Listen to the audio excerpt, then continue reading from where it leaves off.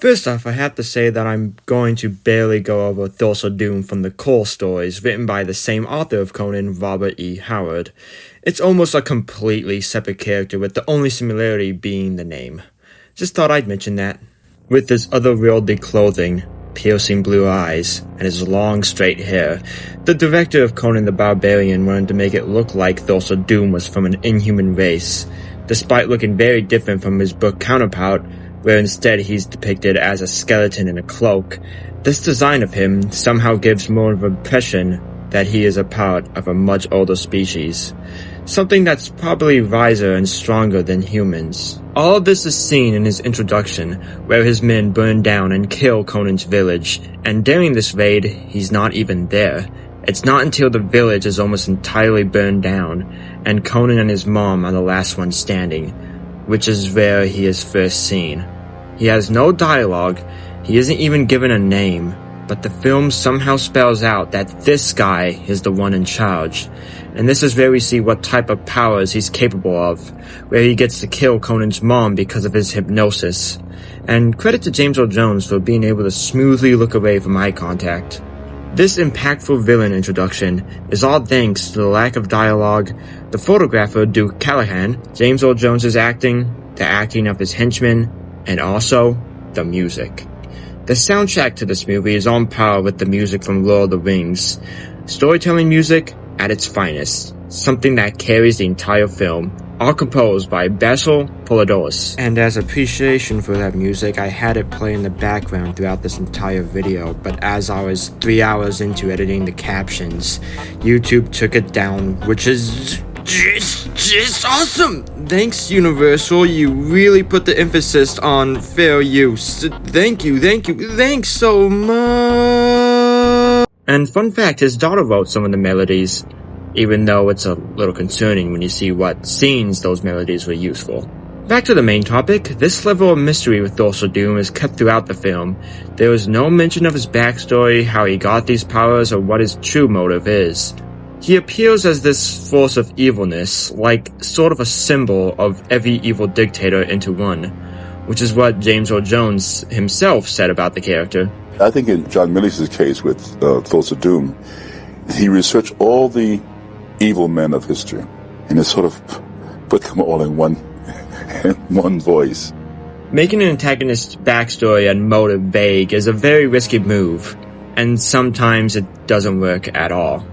However, that can't be said with Doom. He's up there with pure evil, such as the other mother, Holden, and Hannibal. No! The closest thing we get to a motive is the reason he raided Conan's village, and it's the scene where Conan is being tortured. It must have been when I was younger. There was a time, boy, when I searched for steel. And steel meant more to me than gold or jewels. In a weird way, a villain brushing over their acts and what they did to the hero like it was nothing is more anger-inducing than having the villain go off on a monologue about why they did it. He talks about what he did like he's a business major reflecting on the time he cheated on a test in middle school. We're going to get back to this scene eventually, but for now I want to talk about after Thulsa Doom's first scene, because for a good chunk of the film, he's never seen, only mentioned from time to time. In fact, for the whole film in general, his screen time is rather limited, with I think 4 or 5 scenes total, but he makes the most of it, which really shows the level of good writing and acting in these scenes. During his absence, we get to learn more about him, like how he has his own snake cult that seems to be taking over the land. The people don't know where they came from or why they're even there, and also they say that at night they go out to kill and kidnap people. But the people just seem to accept it, seeing as how much power this cult has. Despite how much the people hate it, there seems to be nothing they can do about it. And the acts we see this cult do don't really answer any questions. If anything, it raises more. The first thing we see this cult do is a sacrifice to a giant snake, for seemingly no reason, perhaps as an offering to a god they were told of. And the reason why Conan and his partners are here is just because of a simple steal for something valuable, and it's only by chance that Conan realizes this cult belongs to Doom, his one true goal. Doom's character as a whole is mostly a symbol, like I said earlier. Similar to how many interpret Judge Holden. What he is just a motive for Conan. He is only a symbol of revenge, hate, and evil. Through the majority of the movie, he is only an idea, a goal, because Conan himself is not really a hero. The only thing that keeps him going through being a slave, a breeding machine, and a weapon is the hope of one day taking his revenge. And when he finally gets the opportunity to go after Thulsa Doom, despite Valeria and Subotai telling him Doom's death should be saved for a different time, he leaves them both. He also most likely forgets the reason he is on this mission in the first place, where the king hired the three of them to rescue his daughter who has become a slave of Doom. But that is only the second thought to Conan. And eventually, he is able to find the headquarters of the snake cult, where the priests and worshippers' attire resemble the Capirote. And I'm trying to think of another group of hateful people that steal the Capirote design. Well, Tolkien said it best himself. Evil cannot create anything new. It can only corrupt and destroy what good forces have invented or made. And then Conan gets into the crowd via a priest disguise, which you got from this scene, which is a little, how shall I say? Afraid to bear yourself? Why? You're so big and so well grown. You should be proud of your body. How do you expect to reach emptiness without knowing your own body? Could we talk over there? Where the others do not see? Why, yes, brother. Of course. And then he gets to the tower of the cult, where we finally hear Doom's voice. I see you! I have watched you! For 1,000 years, I have watched you! Right now, all Conan has to do is think of a plan to get to the tower. I mean, he's already well disguised, so it shouldn't be that hard. Now back to this scene again, and what I like about Doom here is that he never yells. He gets firm, but he doesn't overly raise his voice. He stays calm and collected, which makes it all the more intimidating. You broke into my house, stole my property, murdered my servants and my pets, and that is what grieves me the most. You killed my snake. So when I came to the set, I had a little bit of background in that already. Perhaps too much, because the doctor said that the snake was too comfortable around me, and they had to sort of fluff him up to get him moving so he looked live. You know? This is where we also find out Doom's own interpretation of the Riddle of Steel, which Conan's dad at the beginning of the movie had his interpretation, which was that you could trust no one, only the weapon, only the steel. Doom's observation is that steel is actually not strong at all, but the hand that carries it. Flesh is the reason a weapon kills. There, on the rocks. That beautiful girl. Come to me, my child.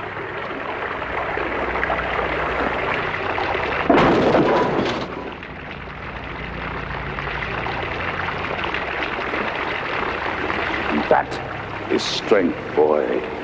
That is power. The strength and power of flesh. What is steel compared to the hand that wields it? Look at the strength of your body, the desire in your heart. I gave you this. Such a waste. Contemplate this on the tree of woe.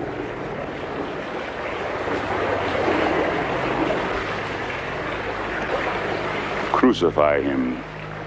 Conan traded all his life for this moment, and as soon as he gets to it, this guy tortures him, says that his dad's opinion is stupid, and then kills him. Yeah, the villain actually successfully, without any effort, kills the main character. Granted, he comes back with the help of the wizards Subotai and Valeria, but it's still a big goal for a villain, and I wouldn't be surprised if this inspired the God of War. Now I feel like it's important to mention the religious symbolism in this film, and this isn't that pretentious symbolism like Zack Snyder, it's that cool visual symbolism. like Arcane, Blood Meridian, or Digital Circus. Seriously, people actually see that. So in Jesus, you have the mixing of these two elements. A god born amongst men and set to live as a human, red plus blue. And in Pomni, not only does it take inspiration from things like the Bible, but also from many other folk tales, such as Hoichi the Eeless. And there are even some things similar to the likes of Greek and Norse mythology. This symbolism is important because we see that through Doom as a character, who, you can take it, is the Antichrist.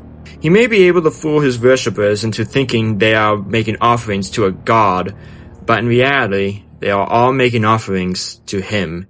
He makes it look like he is a Jesus-like figure, someone sent down from the gods with the knowledge beyond any human mind. I'm pretty sure even his henchmen believe that, even though they are far less innocent than the other cultists.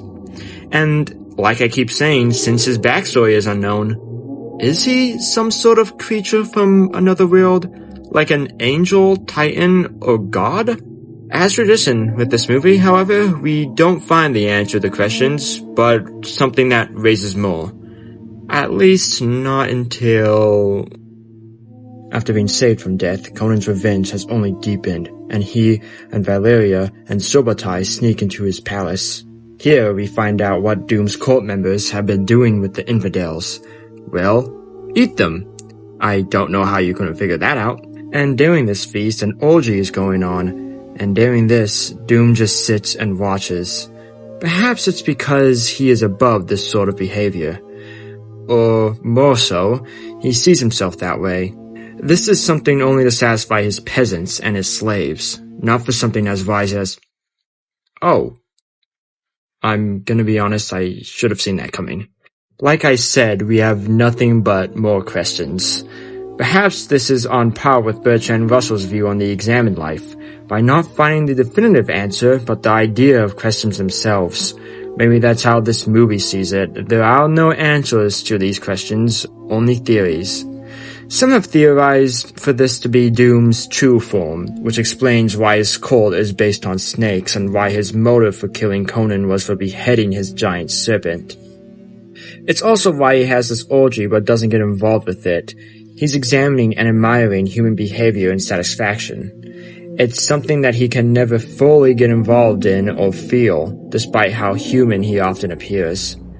A pretty well-constructed theory, but I do have my own. Though we won't get to that until later. This room soon turns into a bloodbath when the many of Doom's soldiers are killed, and our main three are barely injured, despite a broken finger. And I was working with an extra, probably should have been a stuntman in that routine. And as I remember, the guy did the wrong move, which was called a parry. And his sword slid down and then cut my index finger. Unfortunately though, Doom slithers away before they could get him, and now with Valeria and Subotai here, they were able to fulfill the king's wishes and rescue the princess. However, Doom returns from his snake form and sets out to kill with a snake, arrow. And then he kills Valeria, but unlike Conan, she is not coming back. This man, without any effort, has killed both the protagonist and the secondary character. And I know having secondary characters die is nothing new, but during the movies made during this time, and these stories in general, the couple is usually seen defeating the villain and then living happily at the end, with maybe one or more supporting characters dying. Though that's not happening here. He killed her the same way someone might kill a fly. No remorse, no effort, no second thought, just done and over with. Valeria says that she can't be brought back because she promised the spirit she'll pay the price for reviving Conan, and she falls into his arms. This just adds to the list of reasons for Conan's revenge, and now with this, he doesn't ragefully charge for the kill, nor go back to attack Doom at this moment, but instead, carefully constructs a trap back at base, with the help of both Subotai and the wizard. And they also tie up the princess for bait. The army of the snake cult is able to find them, and Conan says his last words of the film. Grant me one request. Grant me revenge. And if you do not listen, then to hell with you. Given how these are most likely the same warriors that destroyed Conan's village, Doom, similar to that raid, only sits and watches the chaos. So this is definitely going to be a difficult battle.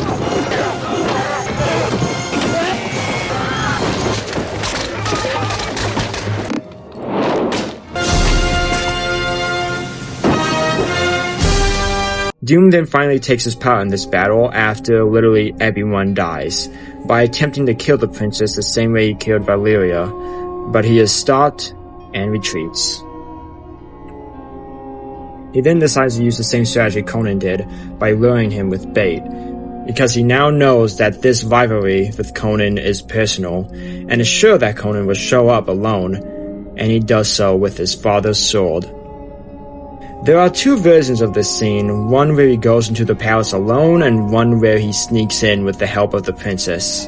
The version I have is the American one where he's alone, but for the purposes of this video I'm gonna stick with the international release. Doom gives a speech to his followers where they all hold torches, calling it his light, the light that will save them from the darkness. He says that this is the day of doom and encourages his followers to murder their families, kings, friends, anyone deemed an infidel. As according to his plan, Conan shows up alone, without any of his comrades. Instead of fighting or getting angry, Doom appears rather gentle.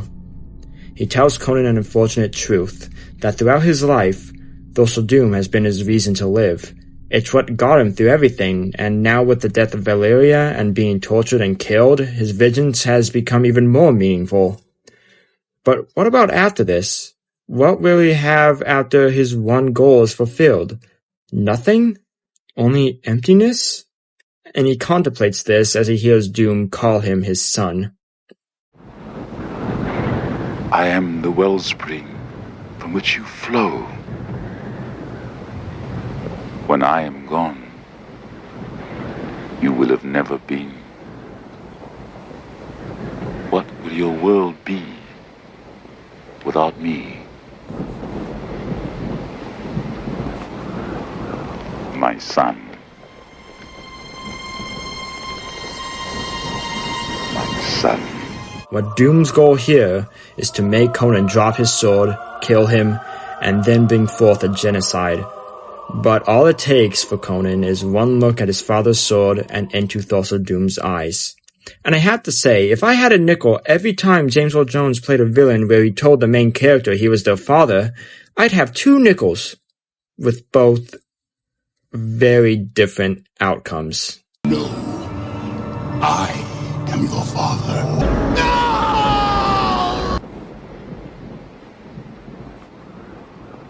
My son.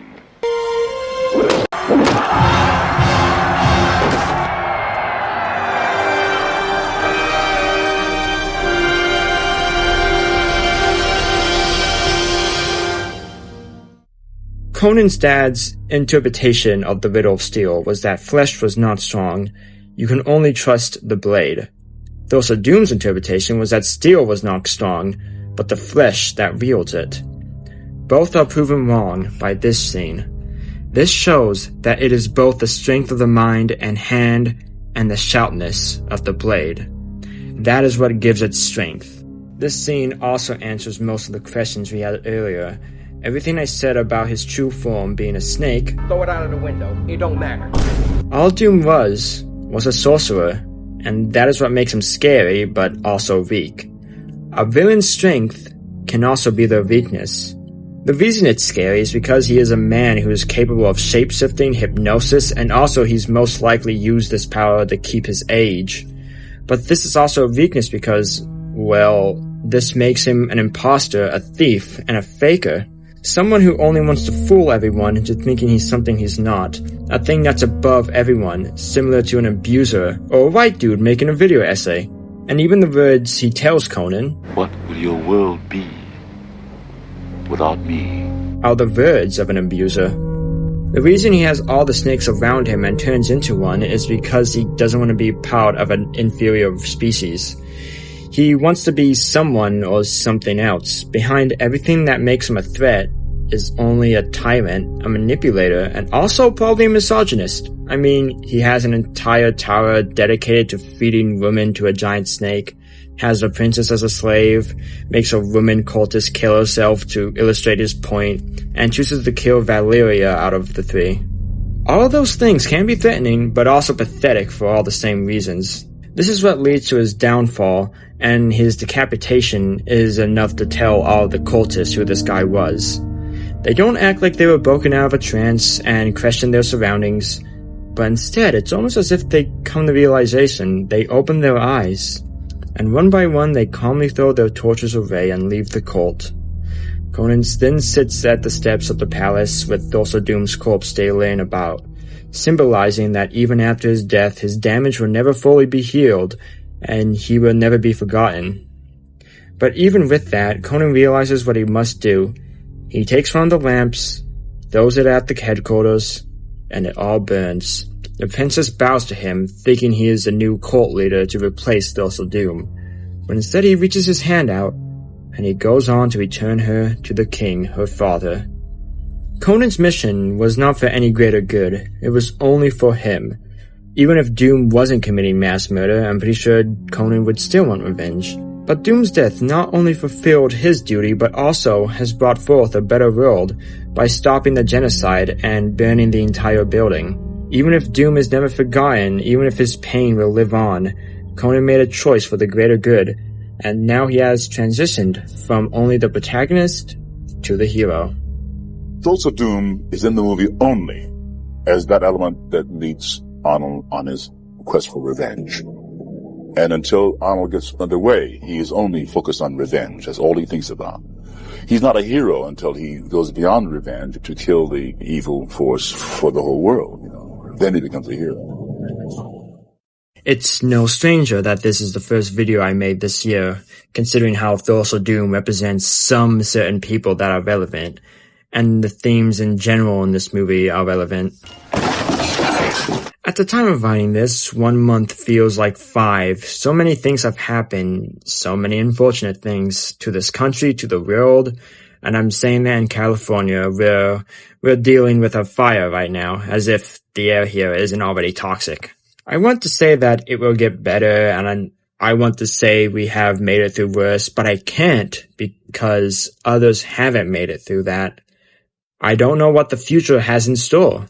So instead, we can perhaps take a look at what was at the end of this movie. Thulsa Doom's presence will never be forgotten. The wounds he left will never be healed. But see what Conan does. He makes sure that, despite that, he will make sure to help. He can't fully prevent something like this ever happening again, but he will always do the best he can for anyone who has been through the same pain as his, or even worse. That's something that we can all do. We are only humans, and now is the time to find anyone close to you who might also be going through a crisis like the rest of us in this moment, and comfort them even if the future looks hopeless. So make sure to save the moments with everyone. And also in these moments we can appreciate how there are villains who are sympathetic, ones that have depth but can also still be irredeemable, and also the ones that are pure evil, vague in all the best ways, and hopefully this video is able to give this underrated performance and character some more light.